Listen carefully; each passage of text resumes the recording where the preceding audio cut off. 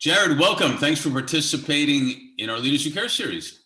Glad to be here, Mark. Thanks for having me on. No, this is going to be fun. This is going to be fun, not to give it all away, but people are going to learn about foresight. They're going to learn about what the future looks like and whatnot. But first of all, shout out to Ethan Mayers for introducing us. Really appreciate it. Great guy and world traveler again with everything that's going on.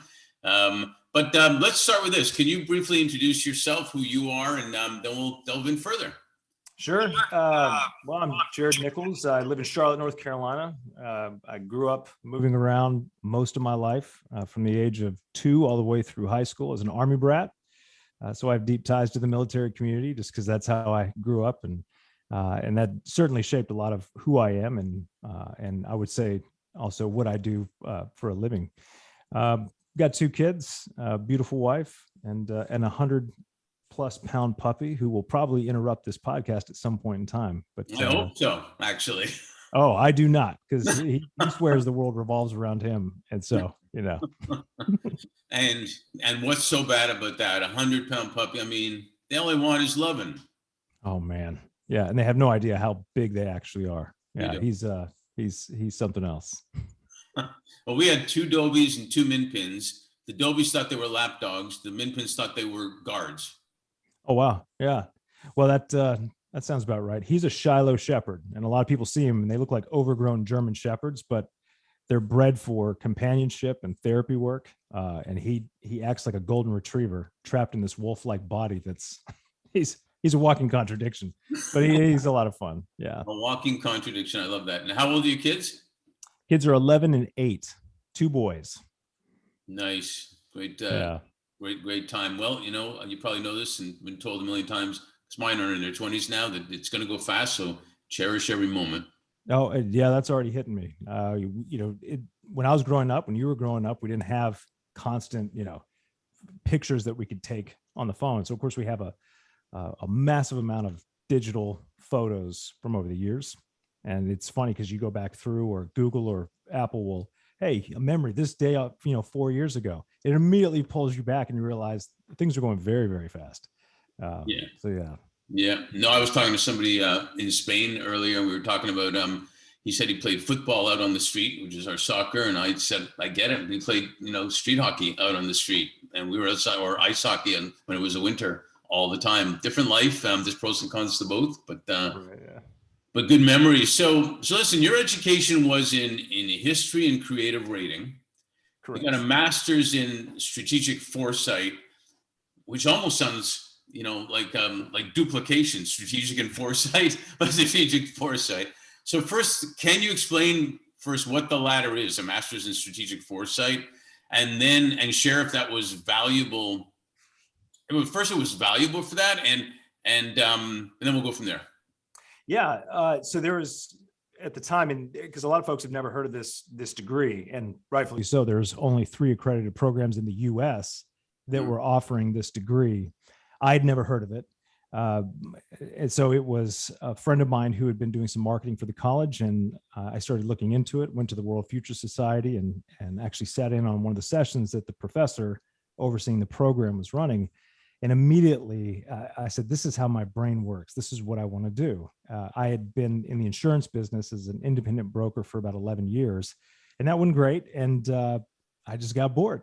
I mean, this is also, kind of plays into moving around so many times as a kid and all the way up through high schools, that I seem to go through these 10-year transitions where one thing runs its course and then I start looking for the next. And so strategic foresight, this master's is really, you are learning how to think differently about the future, but it's for the purposes of having a framework that allows you to do that and then take action on it. Now let me unpack that real quick. I won't go on and on about it. To give you an idea, in my graduating class, there was 10 of us, and I'm pretty sure I was one of 2 that did not come from a 3-letter agency or a defense contracting group, or go back to it. So the skill sets that we're trained with are really designed for deep futures work or scenario planning or think tank work. most of which has been used to develop foreign policy, domestic policy. It's really the ability to look out and project over the next 10 to 25 years in several different possibilities, and then start utilizing that to influence public policy or influence foreign policy. So history and even creative writing actually did play into that. Oh, absolutely. I was not a star student in all of my schooling, all the way up through high school and then into college. I landed on English creative writing and history because of the way that my brain works, which is I'm a contextual thinker. So just learning numbers for the sake of numbers or a process for the sake of a process never worked for me. There had to be a story that was encompassing what I was learning. So history, of course, I did really well in. Creative writing, I did well in as well. And so with strategic foresight, it utilizes a lot of the same functions. And you have to be able to write stories about the future. Otherwise, they're just boring, documents that nobody really cares about. So did you discover your why did you renew your why every 10 years, or is there a theme throughout? Yeah, that's a good question. I think, oh man, Mark, part of me wants to say yes, and the other part says no. I guess it would just depend on when you think of the definition of what somebody's why is. This draws me back to a discussion I was having with my wife about purpose and vision and meanings. We've got these loaded words that mean something different for everyone else. But so let me kick it back to you. When you ask the question of does my why change every 10 years, what unpack that a little bit for me when you think of the definition of that. Well, your why meaning, it could mean your purpose. You're like, did you feel fulfilled in different ways in all those different times? And is there a similar thread of feeling good, or did it change that I need this now or I need that now? Yeah. So, okay, that helps me answer this better without just rabbit trailing into something else. So the idea of fulfillment, for sure. Yeah, about every 10 years, there is this cycle of, I really kind of look at it as the evolution of the things that I'm learning. One thing that I can say is this, is that I'm constantly amazed at how much I didn't know yesterday. So that keeps things interesting. I'm very comfortable with the fact that I don't have it all figured out, and I never will. That allows me to learn and take in new things. And so, over time, as I'm evolving and learning, I discover things along the way. And the function of that in my work may change, but the overall drive that I have as a human being that I've had since I was younger is I'm very focused on empowering other people. And what I mean by that is whether it's to the transfer of skills, whether it's to the changing of the mind. My mother and my wife both have said I'm very oppositional defiant. I've never worked for anybody in my entire professional career. So this says a lot about who I am.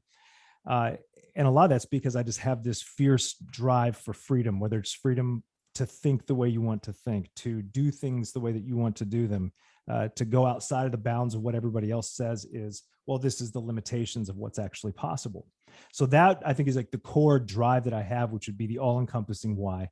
But the way that's manifested, I think, shifts every 10 years or so. Well, it sounds like, so the why is empowering people while you're being operationally defined. Yes. Yes. Sounds familiar to me, actually. So let's go into Futurist now, then, because I'm sure people would offer all sorts of opinions on what that is. But how do you describe yourself as a futurist? Yeah, and you're right. It's one of these terms that gets thrown around more often than not. When I first got into this about 10, 11 years ago, I didn't know that it was even a profession. So you will get various definitions depending on who you talk to. So I'll give you mine, and that's, you could take that for what it's worth. But the way I look at my work in this field is really, it's about having the ability to envision multiple possible future outcomes, knowing how to make sense of what's happening today, and then extrapolate that information and see how, say, drivers, trends, these types of things might create possible future outcomes, not for the purpose of prediction. So it's really learning how to think differently about the future, envision it, and then utilize that information to make better decisions today. That's really the whole. I often say that the future is useless. It's impractical if you can't leverage it right now. So that's how I really define this work. So no, it totally makes sense because no one knows exactly what's going to happen. By a long Correct. time, we didn't expect the world to shut down two years ago or whatever either. But you're basically planning for different scenarios. Right. Yeah. Well, and planning is one of those unique words as well. When you create several different scenarios, you should always approach it with the fact that it's not going to be exactly like each one of these, right? But it's probably going to be a mix of all of them. The goal there is to identify the types of future situations that are most favorable to you or to the people that you serve, and to really, and the way that it's been utilized is to say, this is the one that we really like. So how do we influence this future? This is where a lot of the work has been done in foresight over the years. But the other value in this too is being able to see several different areas where what you're doing today is extremely vulnerable. And so it allows you to be very proactive, truly proactive. I know that's another buzzword that's thrown around a lot, but being proactive is looking at areas of high impact and high uncertainty. Because if there's a high degree of uncertainty, but there's a high degree of impact, and you still have time to shift that trajectory, to do whatever it might take to make sure that this thing doesn't happen, or that you are positioned correctly when it does. Unlike for most people or organizations, it's, we didn't see this coming, and now it's all or nothing. And that's a terrible place to be in, because that's going to happen more and more and more as fast as things continue to change. Yeah, I love that line. We didn't see them coming. Well, um, I can easily see how this is formed. I mean, how the history, being around experiences that you've seen or heard with moving around with the army and missions and changes and things like that in business, I can see how that all plays into forming what you do as a futurist. Yeah. Yeah. Well, I think it's, the future is really just this idea. It's, you have to be creative when thinking about it. I think too often we look at, well, the future is this thing, we treat it like it's set in stone. And so the game is, let's see who can figure it out first. But that's the wrong way to look at it. The future is not set in stone. Right. And that's why we can't predict it. I mean, the future can go in several different possible directions. And so realizing that, I mean, if we didn't, this is a core human attribute too, whether we call it foresight or just human nature, it's what's allowed us to evolve and get to where we are now, is that we dare to challenge our own bounds as human beings, right? Yeah, and we can certainly shape the future, or like Michael J. Fox did, he goes Back to the Future, Yeah. or whatever. But no, it's fascinating, and we at Fifth Element, we work with clients to help them strategically align all their capital, their financial capital, philanthropy, marketing, investment, as well as the human capital, with impact. So what I'd love to have you share with is your experience on how a CEO or a founder of a company who's responsible for a lot of people, his family, other families, the stakeholders, the shareholders, everybody, and understands how they can best lead and manage and keep their talent, attract good talent, so the future is better and the business results are better. Yeah. So you hit on this idea of alignment, and I think this is really important. I see this a lot. This is also another human trait, but it's more prevalent with leaders, especially if they're visionary leaders. They talk, hey, we have a bright future, or we have this great big thing that we want to do, and this is where a lot of the rub comes down that I see with different folks, and where CEOs, leaders of organizations, really need to get clear. And that is making sure that these aspirational ideas are aligned with the actions that they're taking on a day-to-day basis. Because, and I'll just give you an example, early on when I was running people through various workshops or programs, teaching them how to build scenarios, we get to this one place after we built these scenarios, and I would have them list their strategic priorities as an organization or as a department. And I would have them rank how strong, weak, or middle of the road they thought they were based on what they were doing today in each of these future scenarios. Well, more often than not, they came out like, oh, we're doing really good in all of these futures. And I started to think, I don't know if that's true. I mean, maybe, but when you start to see that over and over again, I think, okay, something must be a little off here.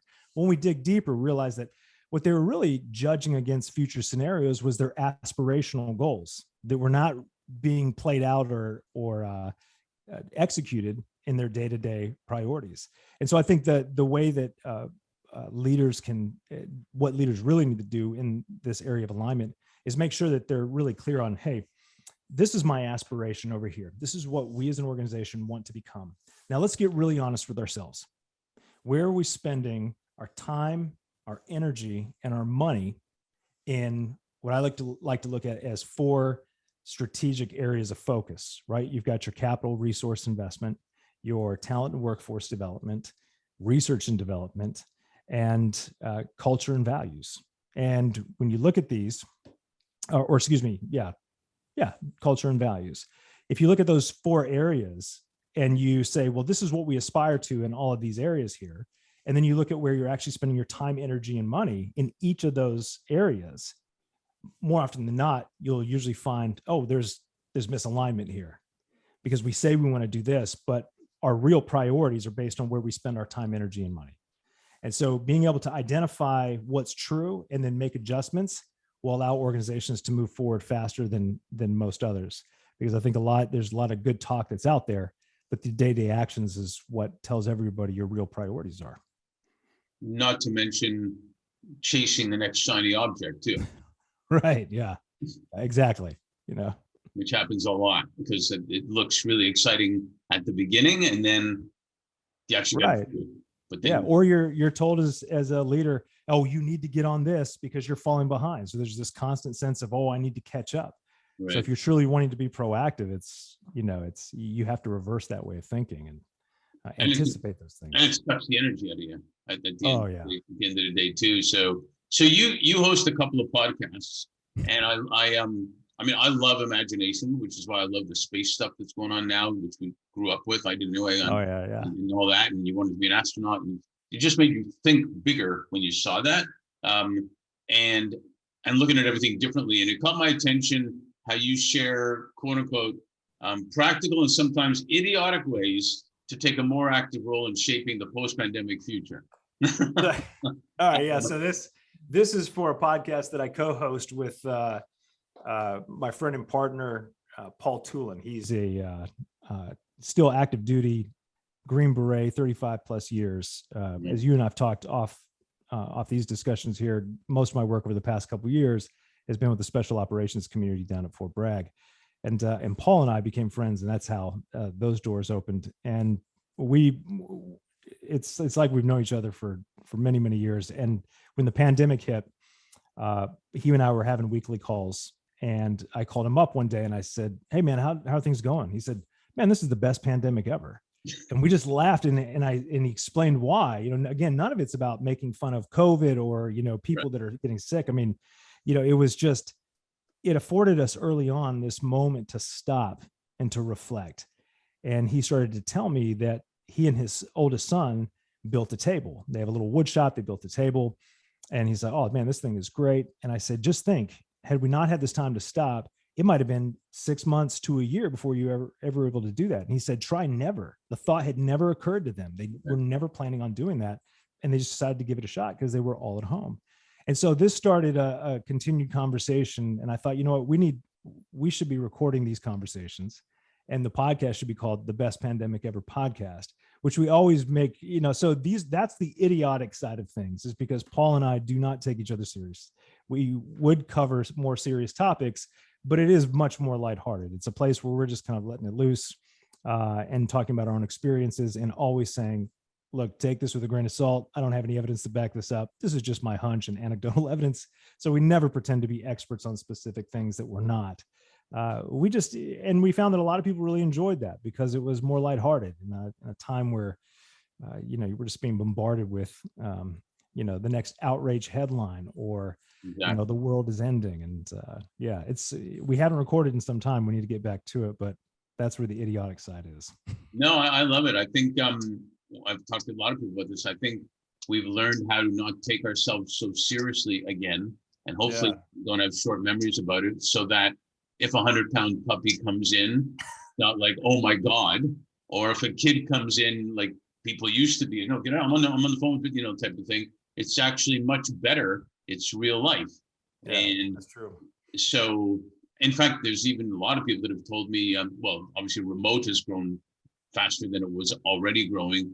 But a lot of people have told me, they actually felt safe at home and relaxed at home. Almost some to the point of had to relearn how to go out after being at home so long, because your brain was saying this is the safe place. So I love I love that best pandemic ever. And and there's a reason for everything. Maybe Mother Nature was saying, hey guys, get it Right. together. Well, you remember early on the pictures that were coming out of Italy in Venice? Yeah.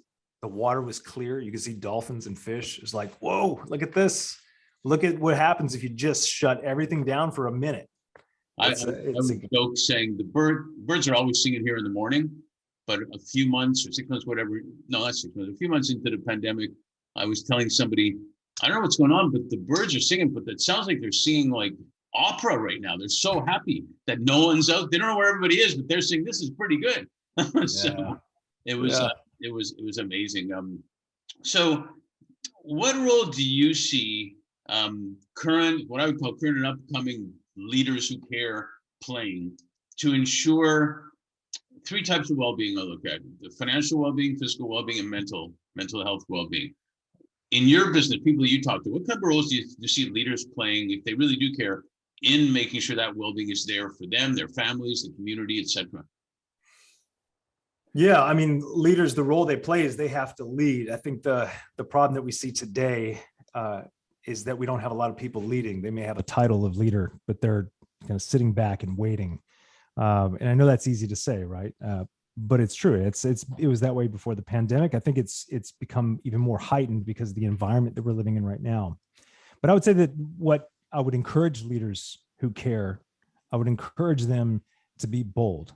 Right now that we seem to also live in an environment of hypersensitivity, right? I mean, and this is the mechanism of social media as well that creates outrage over things that most people are not outraged about, but it's trying to drive people, and it's making leaders especially super cautious about everything. Don't talk, don't say this, don't do that. And what that ultimately does is it paralyzes individuals from being able to inspire their team, to inspire their organization. And from the top, if the leader is functioning in that manner, what ultimately happens is that the organization starts to take on that same energy of safetyism, right? That same energy of like, we can't do anything that could potentially break this very fragile thing. And you have to remember is that it's not fragile unless you make it fragile. Leaders have an opportunity right now, especially those who care. The thing for them to do is to just be honest, be themselves, admit when you're wrong, because all those actions there translate to a working environment where people know that, hey, what's expected of me is not perfection. What's expected of me is honesty, right? Not only with my coworkers, but also with myself, because I think this is something that is lacking at such a high degree. And it also opens an opportunity for real leaders to stand out above the crowd. Yeah, that's right on. I interviewed a CEO months ago, said he's having the best time ever being a CEO because he's be able to be so vulnerable. And he said, and I don't have to pretend that I know everything anymore. Wow, this guy sounds, or gal, I don't know if it was a guy. Yeah. He sounds incredible. That's usually a scary place for most of them to go. At least the old school way of thinking was don't show your weakness. Right. Which is also what creates a great deal of loneliness, in for those that are in the C-suite. I mean, they're some of the loneliest people I ever meet. So yeah, that's excellent. And you're right. It does sound, people would think it's scary or whatnot, but it's actually freedom. Oh yeah. Yeah, it really is. I see that as one of the biggest strengths of realizing that you don't have it all figured out. You never will. So you're just constantly learning. It sets you up to constantly learn and take in new things. And to me, I just think that's great. And I remember the other thing we talked about was, and as a result, he had to trust his people more. And then as a result, they loved that he trusted them. I'm telling you, you cannot go wrong doubling down on your people. You just can't. Right. A client of mine who has continuously succeeded in the organizations he's been in, he's typically put in these situations where you almost think he's being set up to fail, and he exceeds every single time. And his trick is that he just cares about his people. He empowers them. All of his people know that he's there fighting for them. He's not hounding them about numbers. They know what their job is, and they crush it every single time. And he's amazed too, because this has happened now in the third company he's been in. This has happened.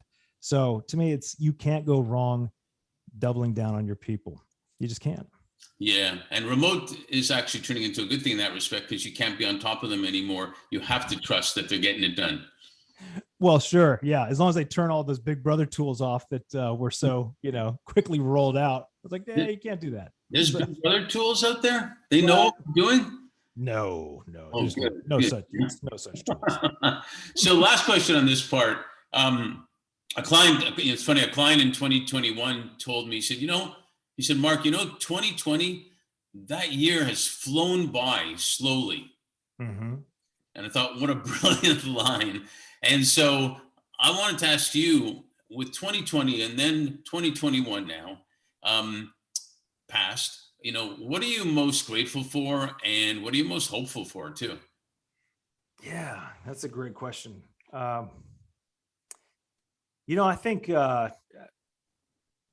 what I'm most grateful for is the people that I have really close to me. I don't, you hear as you get older, your friend circle starts to shrink. But during this pandemic, it's become really clear. Like, I have a core group around me that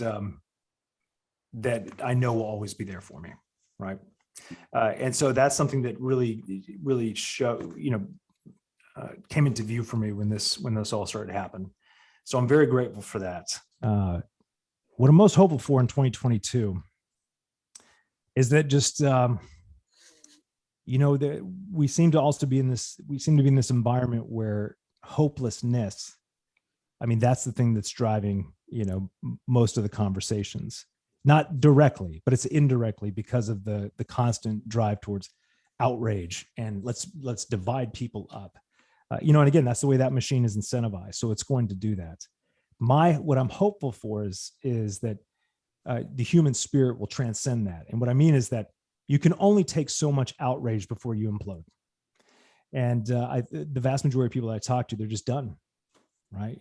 I don't meet anybody who's extreme on one end or the other. The vast majority of people are in the middle. I can hold views on this side and on this side in different areas. Right. And, you can't stick me in a bucket. I think that's the way most people are. So what I'm hopeful for in 2022 is that we redeploy critical thinking, that people start shutting off all the noise and just focus on what's really important. And that's going to differ from person to person. I think that we have to remember is that most of the stuff that is coming at us is telling us this is important. Most of it isn't. Yeah, well, I'll second that motion. 100%. Hey, thanks for sharing, and thanks for being on the series. That was terrific. Yeah, thank you, Mark. I enjoyed it.